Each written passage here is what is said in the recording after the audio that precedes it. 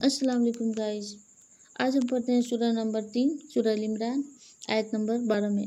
अल्लाह ताला क्या फरमाते हैं इस आयत में, आइए पढ़ते हैं। औज़ु बिल्लाहि मिनश शैतानिर रजीम, बिस्मिल्लाहिर रहमानिर रहीम। कुलिल लज़ीना कफ़रू सतुग़लबूना व तहशरूना इला जहन्नम व बि'सल मिहाद।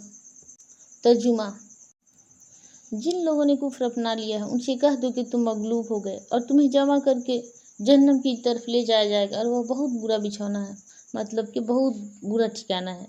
उन्हें कहा जा रहा है कि वो मगलूब हो गए, कि तुम मगलूब हो गए और तुम्हें जमा करके जहन्नम की तरफ ले जाया जाएगा और वो बहुत बुरा बिछौना है। जो भी काफिर है, कुफ्र करते हैं, गुनाह के काम करते हैं, जो शिर्क करते हैं, बिद्दत करते हैं, ये आयत है कि जिन लोगों ने कुफ्र अपना लिया है उनसे कह दो कि तुम मगलूब हो गए और तुम्हें जमा करके जहन्नम की तरफ ले जाया जाएगा और वह बहुत बुरा बिछौना है।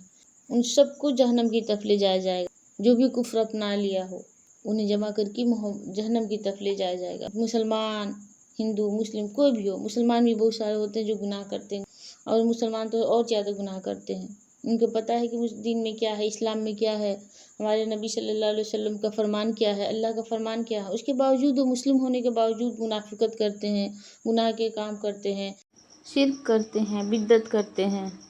ना जहन्नम का डर है, ना हिसाब किताब का डर है, ना क़यामत का खौफ है, किसी चीज़ का खौफ ही नहीं है, सारे खौफ मिट गए। जो मुसलमान होने के बावजूद कुफ्र करते हैं, शिर्क करते हैं, बिद्दत करते हैं और गुनाह के काम करते हैं, नमाज से गाफिल है, कुरान से गाफिल है, हदीस से गाफिल है, अल्लाह और अल्लाह के रसूल के हुक्म से गाफिल है, अल्लाह और अल्लाह के रसूल के एहकाम से गाफिल है, जहन्नम में जाएंगे। वो सारे लोग जहन्नम में डाल दिए जाएंगे।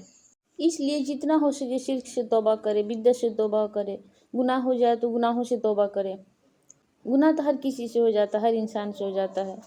इंसान गुनाह का पुतला है, लेकिन जब गुनाह हो जाए तो गुनाह से तौबा करे। लेकिन शिर्क और बिद्दत से हर मुमकिन तौबा करे, क्योंकि शिर्क की माफ़ी नहीं है। गुनाहों की माफ़ी है, मिल सकती है तौबा करने से, लेकिन शिर्क की माफ़ी नहीं। शिर्क जब तक तौबा ना कर ले, अल्लाह से माफ़ी ना मांग ले और शिर्क को, कुफ्र को छोड़ ना दे, तब तक माफ़ी नहीं मिल सकती। इसलिए शिर्क और बिद्दत से बचे, कुफ्र से बचे, ताकि हम जहन्नम की आग से बचे और जहन्नम में डाले जाने से बचे।